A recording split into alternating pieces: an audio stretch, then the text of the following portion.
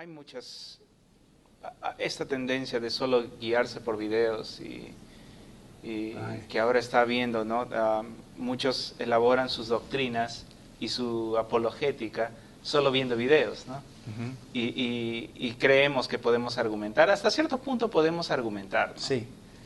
Pero, ¿qué opinas acerca de esto de basar nuestra teología en videos de YouTube? No, es muy peligroso, muy peligroso. Aunque la persona que predica en YouTube, vamos a decir que está predicando la verdad, un joven escucha el mismo mensaje y él puede repetir las palabras como un loro, pero él no entiende lo que de verdad el predicador está diciendo.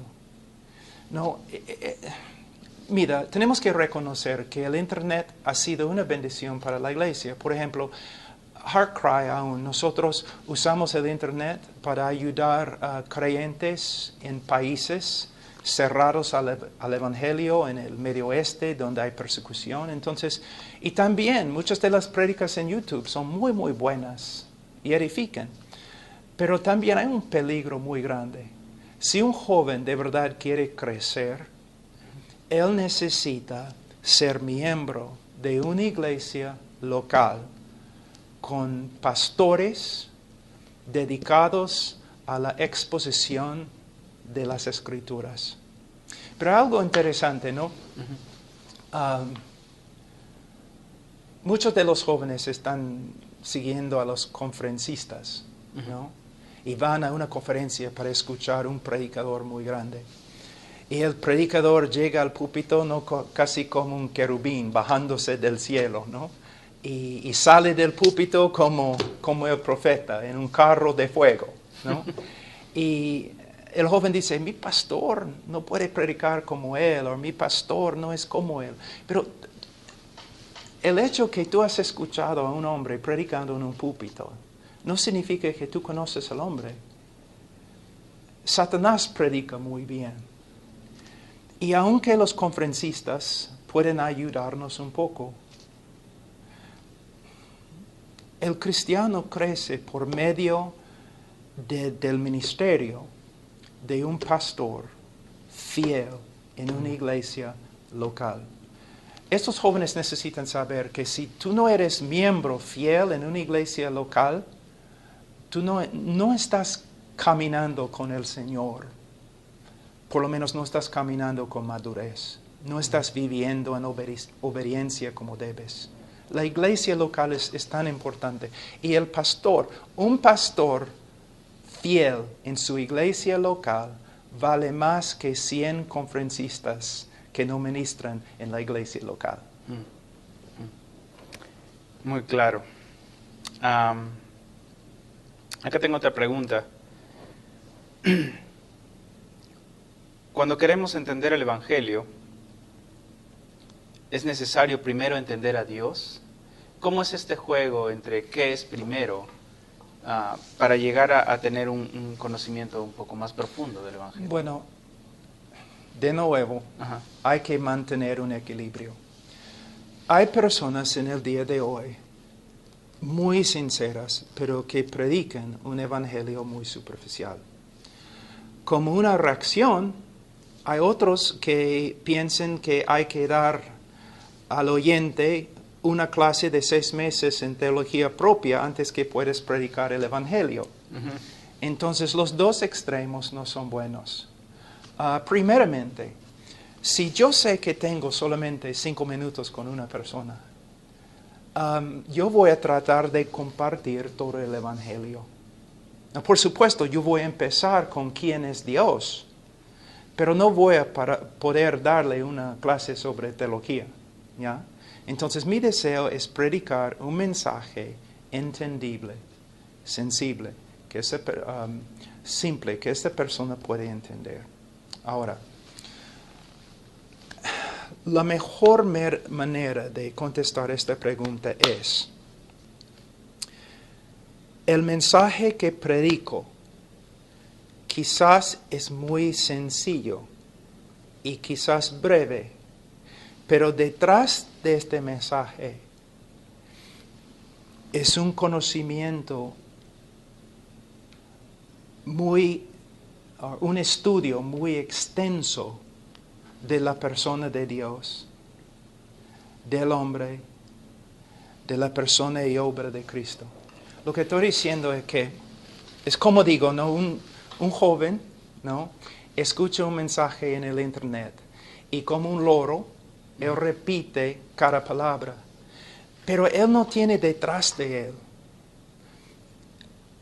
años de estudiar quién es Dios, qué es el hombre, qué ha hecho de verdad Cristo en el Evangelio. Entonces yo quiero que los predicadores del Evangelio sean hombres que han pasado años y años profundizando el Evangelio para que, aun cuando comparten un mensaje de 5 minutos, tú puedes ver que este hombre entiende el Evangelio. Hay una solidez en lo que él está predicando, ¿me entiendes?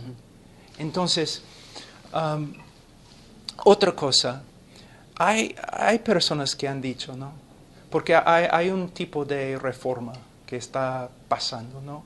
Una nueva interés muy fuerte en la teología clásica, en los puritanos, los reformadores y otras cosas. Entonces hay jóvenes que han entrado en diferentes lugares diciendo, ya, ahora por la primera vez el Evangelio se ha predicado en este lugar. Eso es tan ofensivo e incorrecto, es una mentira. Hay pastores que yo conozco personalmente en la selva que no tienen un estudio extenso del Evangelio. Y quizás no pueden explicar muchas cosas, pero lo que ellos dicen es verdad y personas se convierten. Entonces nunca debemos pensar, el Evangelio nunca se ha predicado acá, pero ahora ha llegado conmigo. No. Hay hombres que han predicado el Evangelio fielmente en Latinoamérica. Pero todos los hombres, pastores, predicadores en Latinoamérica y en los Estados Unidos, tú y yo, siempre debemos estar profundizando el Evangelio, estudiando más y más del Evangelio y predicando más y más del Evangelio. Nunca debemos pensar, ya entiendo el Evangelio. Porque yo me encuentro con muchos pastores que dicen algo así, ya puedo, ¿por qué está predicando sobre el Evangelio? Ya yo sé lo que es el Evangelio. Mira, vamos a estar en el cielo millones de años y todavía no vamos a comprender todo lo que es Jesucristo y todo lo que Él ha hecho a favor de su pueblo, ¿no? Entonces, también nosotros sabemos que, mira lo que hemos hecho al Evangelio. No solamente en Latinoamérica, en los Estados Unidos, Canadá, Europa, África, ¿no? Hemos reducido el Evangelio a algunas frases claves, ¿no? Tú, por ejemplo, ¿sabes que eres pecador? Y si la persona dice, sí, entonces, ¿quieres ir al cielo? Sí. Bueno, Cristo murió por ti, resucitó de entre los muertos. ¿Quieres recibir a Cristo? Sí. Entonces repite esta oración. Hermano, una presentación del Evangelio así es muy, muy peligrosa. Muy peligrosa. Porque, primeramente, el Evangelio debe empezar con quién es Dios. Porque el mero hecho que el hombre es pecador no significa mucho.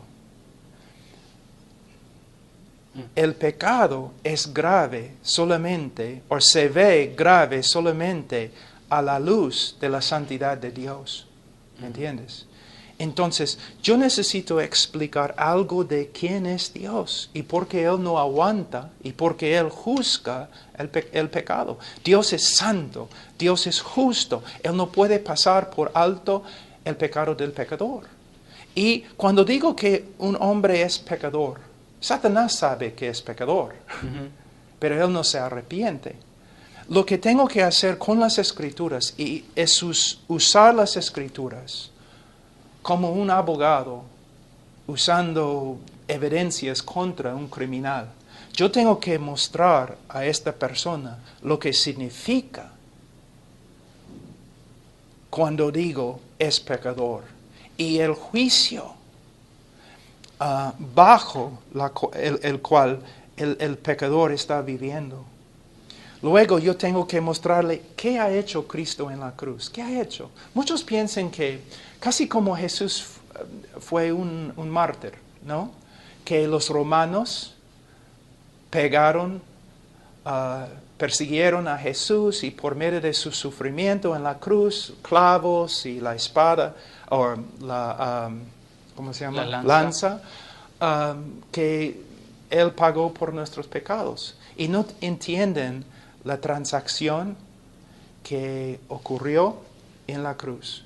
Que en la cruz el Hijo de Dios llevó nuestro pecado y toda la ira, toda la santa justicia de Dios que debe caer sobre nosotros por toda la eternidad, cayó sobre el Hijo. Él sufrió la ira de Dios, como dice en Isaías 53:10, ¿no? Que el Señor, ¿cómo es en español? Lo Aplastó. sometió. Lo aplastó. Isaías 53:10. Voy a buscarlo porque es tan importante. En inglés, yo sé, pero... Mas Dios quiso quebrantarlo. Quebrantarlo, pero la idea, quebrantarlo, es que lo quebrantó bajo la ira que tú mereces y yo merezco. Eso es algo, aunque los sufrimientos físicos del Señor eran necesarios para nuestra redención, lo que de verdad pone fin a nuestro pecado es Cristo quebrantado por la ira de Dios en la cruz. Y después el significado de la resurrección. Y también cómo debemos invitar a los hombres para que reciban a Cristo. Una oración que repiten. La Biblia habla de arrepentimiento y fe. Y la evidencia de fe es que ellos comienzan a crecer en conformidad a Cristo. Como algunos teólogos dicen, la evidencia de la justificación es la santificación. Pero a veces se enseña en Latinoamérica, en los Estados Unidos, que una persona puede ser creyente, vivir en pecado toda su vida, sin arrepentimiento, sin disciplina, y es creyente porque una vez repitió una oración. Esa no es una invitación bíblica del Evangelio.